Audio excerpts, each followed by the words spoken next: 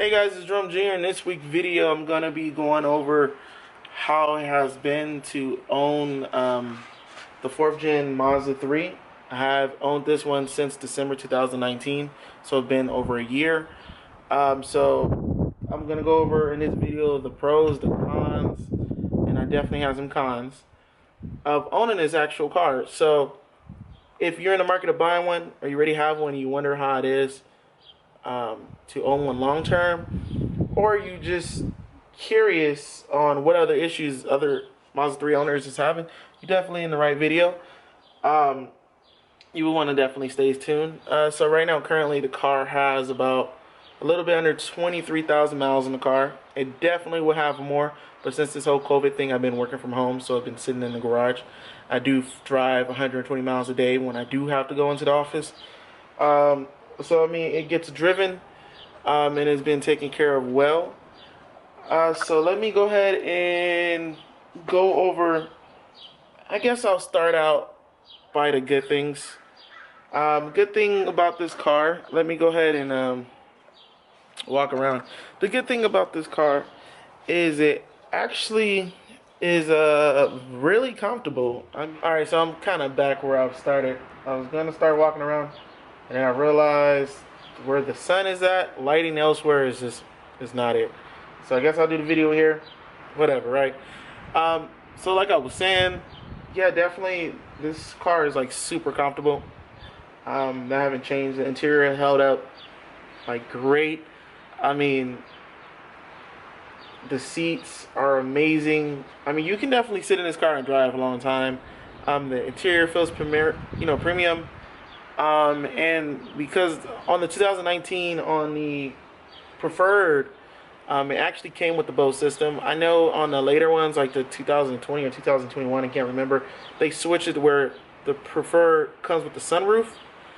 And then in order to get the stereo, the Bose, the premium system, you have to go up to the premium. In the first generation of this car, it was flip-flop. It was like the Bose system came in the preferred, and then the sunroof was only in the premium. But whatever. The system, the Bose system sounds great. I mean, it does sound great, but it wasn't it wasn't enough for me as far as bass. So I do got to sublimate. If you don't know already, I got a 12-inch kicker L7R. Check out the channel if you want to see the review on that sub. I mean, that thing is crazy, and it put out enough bass to handle how loud this factory system is. But yeah, other than that, everything's cool. I mean, the car looked great. I mean, the wheels have been holding up pretty well. I mean, this car is garaged, so it's been pretty good. The only thing I have to say is you can definitely tell. Let me go around to the front real quick. I know the lighting is kind of unideal, but I got to show you guys this.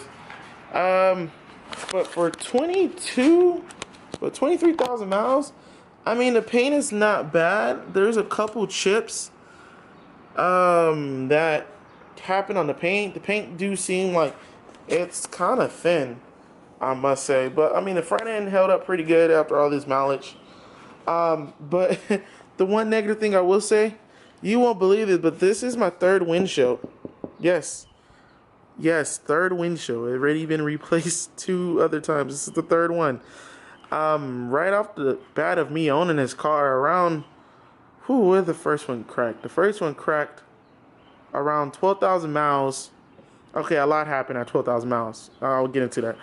But it just, one day I was driving down to work, and I noticed over here by the camera, over here, the safety camera, that there was a crack going along the side of the passenger side. I don't know why. The factory glass just cracked. No rock or nothing hit it. You couldn't see no rock chips or nothing. And it cracked. That sucks. These windshields are expensive as hell. It's like $500 for these windshields. And then about 500-600 miles later, I'm driving on the freeway. I'm like minding my own business. It's empty, spaced out, and then a rock hit it and cracked the next one. So honestly, I don't know if I just got bad juju with this car or what, but I think the only thing saving this windshield is the fact that this car been sitting in the garage Barely driven for the past couple of months. Um, but yeah, on exterior wise, that's the only thing. Um, I know other people have been talking about that they have an issue with the door seals. Um, I haven't. The door seals, they're kind of sticky sometimes when the door haven't been open. But I haven't actually experienced what I've read in the car groups, the Mazda groups I'm in. Some people have had to take them in for like a recall, the replacement, because it'll stick or it'll melt because of the extreme heat. But I do have an issue with this particular door. I don't know what it is because everything looks fine, but occasionally get a lot of wind turbulence coming in through that side. So that is unfortunate. But other than that, I mean, car exterior wise, been holding up really well. Interiors, I mean, it's great. It's mint. So car have been driving pretty damn well. I haven't had any issue per se, I would say, with the engine and everything. But I will talk about one of the biggest problems I have with this car. It was a ride around 12,000 miles. This is actually, it happened before the windshield crack, that first windshield crack. I was getting off of work. Like I said, I commute like 120 miles a day at work. So I was like 60 miles away from home. And I work like a late night shift, swing shift. So I got off, man, I was off at like 1 in the morning. And just like a normal day, I started up the car, gave it a couple moments, and I started driving out the parking lot. The transmission, guys, decided to go ahead and just give up. I think I still got a video on my phone. After like I realized what was going on, I kind of took out my phone and got like a good 5-6 seconds. The transmission literally straight up grenaded itself. That's all I can say about it. So I just left work and the car started acting up. All these lights came on right there. And then the car don't want to shift gears. So I don't know what's going on, but I'm going to try to turn the car off. Well, let me see if I can move it to a parking lot.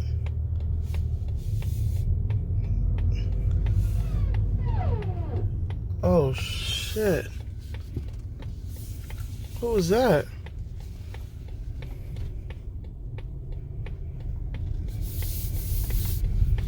The car should break down.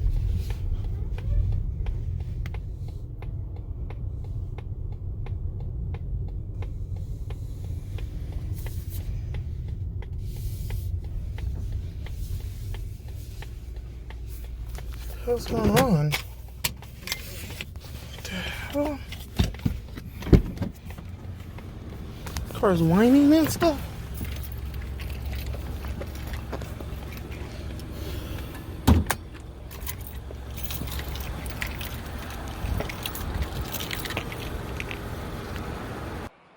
It was some crap. A brand new car, and I had a transmission go out on me.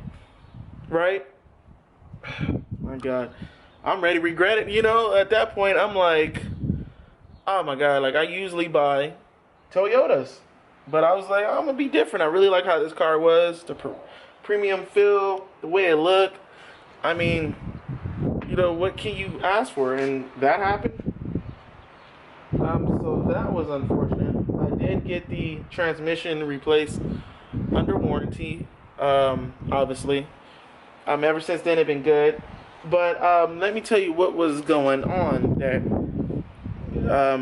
where that ended up happening. So there's a common thing with these at low speed that is sometimes jerk. For some reason, like let's just say you doing about 3 to 4 miles and you let off. Let's just say like you in a parking lot, parking structure, and a speed pop come up and you let off, or even if you go on 7 to 10 miles, it do it like a jerk.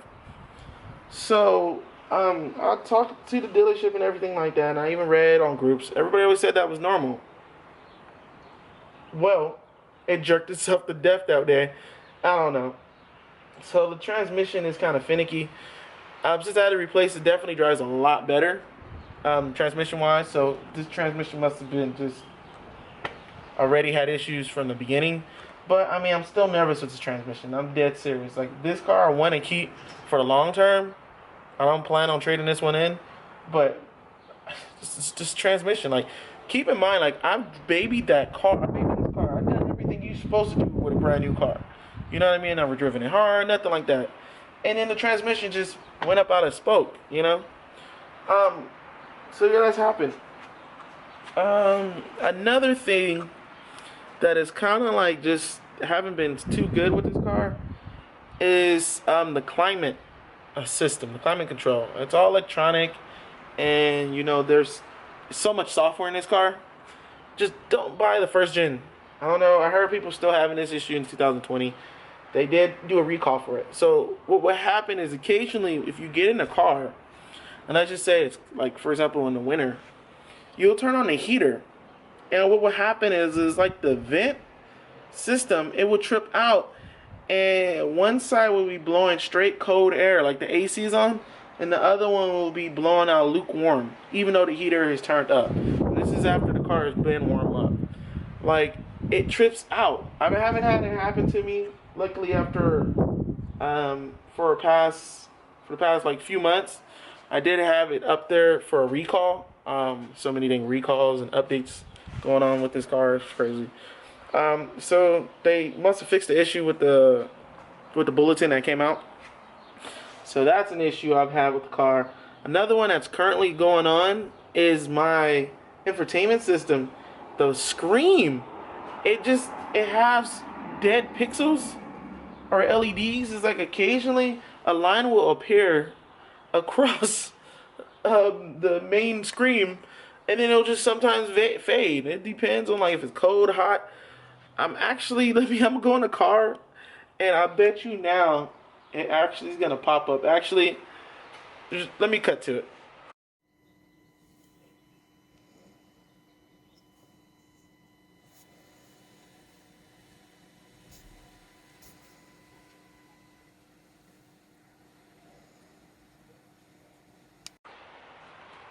So, yeah, you guys see that?